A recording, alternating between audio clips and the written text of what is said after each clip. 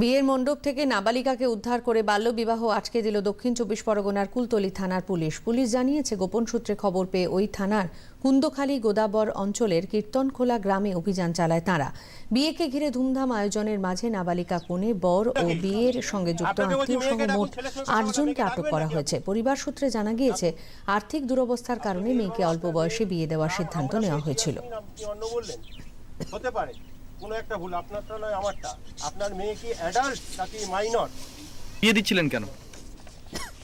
বিয়ে দিচ্ছিলাম সমাজে যে হিসাবে হচ্ছে, আমরা গরিব মানুষ, কোনো একটা কলঙ্ক হয়ে গেলে তখন আর বিয়ে দেওয়ার সমস্যা হয়ে যাবে, ওই জন্য করে গরিব মানুষ এটা যোগাযোগ করে সেই হিসাবে দিয়ে। কি গরিব মানুষের জন্য তাহলে কি আইন আলাদা? আইন না স্যার, এই এতটা আমাদের তো জানা নেই যে এতদূর পর্যন্ত এরকম সমস্যা হবে। জানা থাকলে আমরা এতদূর পর্যন্ত এগাতাম না, কথা বলে ওই রকম ভাবে থাকতো। তাহলে কি আপনারা জানতেন না যে কম বয়সী মেয়ে বিয়ে দেওয়া যায় না?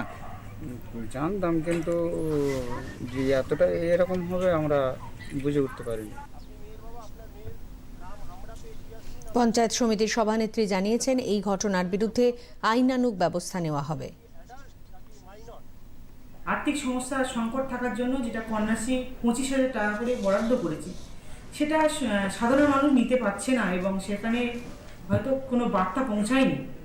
অনেক গ্রামের মধ্যে অনেক দুস্থ পরিবার আছে, তারা অল্প বয়সে বিয়ে দিয়ে মেয়েটাকে তাড়াতাড়ি শ্বশুরবাড়ি পাঠাতে চাইছে। এটাকে আমরা সরকারি পক্ষ থেকে এবং পঞ্চায়েত থেকে বিভিন্ন প্রোগ্রামে অ্যাওয়ারনেস ক্যাম্প করে আমরা এটাকে মিছিল করেছি। তার সত্ত্বেও তারা সচেতন এখনো হয়নি, এটা আইনের যেতে বাধ্য হয়েছে এবং এটাকে আগামী দিনে বন্ধ করা আমরা কুলতলি সবাই মিলে সচেতন হয়েছি।